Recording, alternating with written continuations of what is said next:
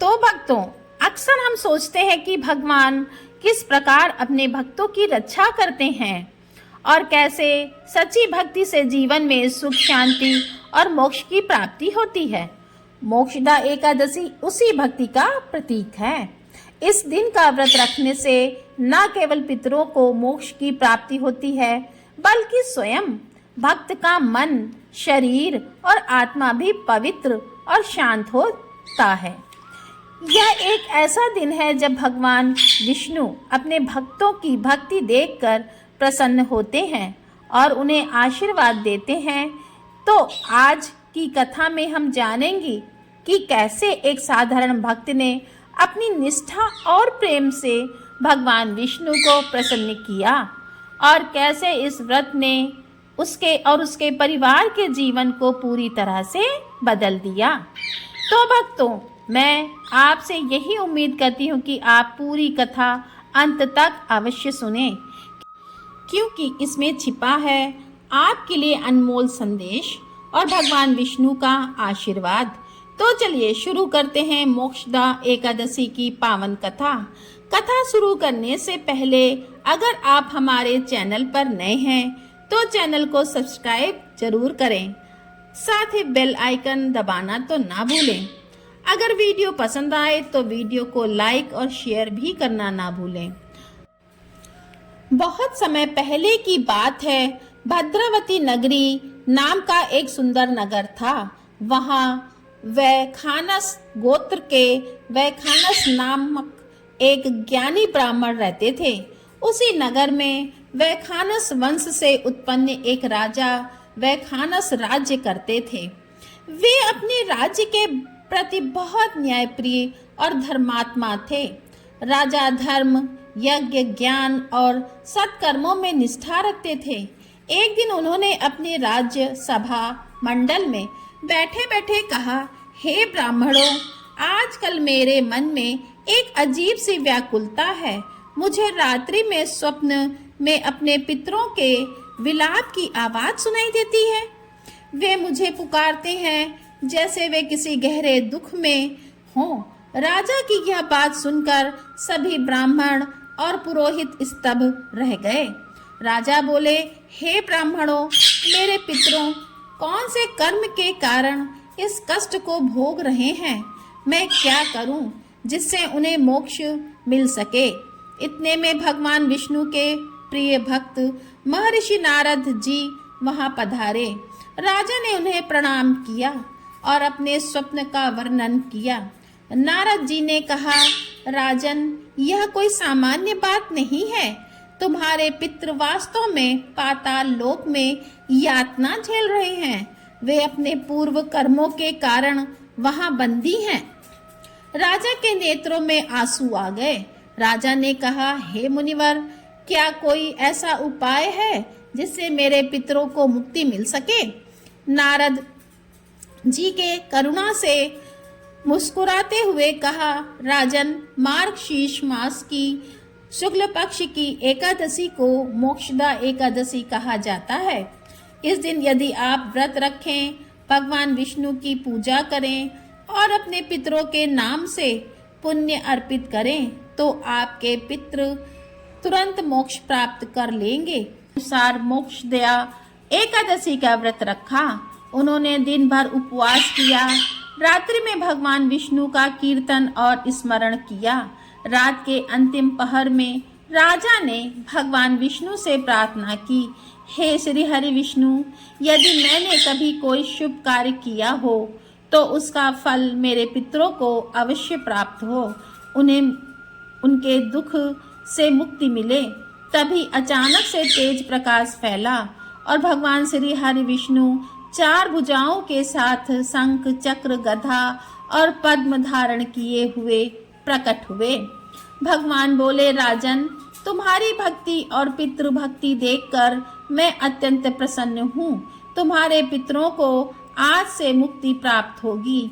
इतना कहते ही दिव्य आकाशवाणी हुई, राजन, तुम्हारे पितर स्वर्ग के दिव्य लोकों में चले गए हैं। राजा भाव विभोर हो गए।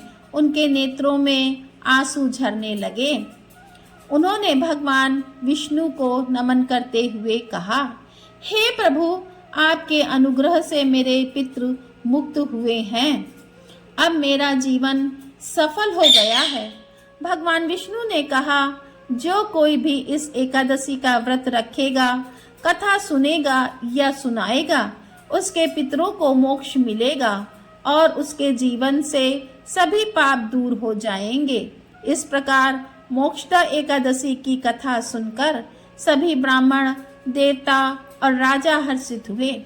राजा ने उस दिन से अपने राज्य में यह संकल्प लिया कि हर वर्ष मोक्षदा एकादशी पर व्रत रखा जाएगा। कहा जाता है कि उस दिन से उनके राज्य में कभी अकाल नहीं पड़ा और सभी प्रजा के लोग भक्ति और धर्म में स्थिर हो गए। इसी प्रकार एक गोकुल नगर में राजा वैभव नामक धर्मात्मा राजा राज्य करते थे। उनके राज्य में लोग धर्म और भक्ति में निष्ठावान थे, परंतु राजा हमेशा यह सोचते रहते थे कि क्या उनके प्रजा और परिवार के लोग सही मार्ग पर चल रहे हैं। एक दिन राजा ने अपने दरबार में कहा, भक्तजनों, मैं चाहता हूँ कि मेरे राज्य में लोग भगवान की भक्ति से जीवन को सुंदर और पुण्यपूर्ण बनाएं, परंतु मुझे चिंता है कि बहुत से लोग अपने कर्मों में फल से अनभिज्ञ रहते हैं। राजा की बात सुनकर उनके मुख्य ब्राह्मण ने कहा, राजन, भगवान विष्णु का सच्चा भक्त वही है जो पूरे मन से भक्ति करता है। मार्गशीर्ष मास की शुक्ल पक्ष की एकादशी, जिसे मोक्षदा एकादशी कहा जाता है, यह विशेष पुण्यकारी है। राजा ने उत्सुकतावश पूछा, बताइए, यह एकादशी किस प्रकार पुण्य और मोक्ष का कारण बनती है। ब्राह्मण ने हंसते हुए कहा, राजन, यह कथा सुनिए। नगर में एक साधारण और धर्मात्मा व्यक्ति रहता था, जिसका नाम था भक्तिनाथ। भक्तिनाथ को भगवान विष्णु की भक्ति में गहरी आस्था थी और वह हमेशा धर्म का पालन करता था, जरूरतमंदों की मदद करता था।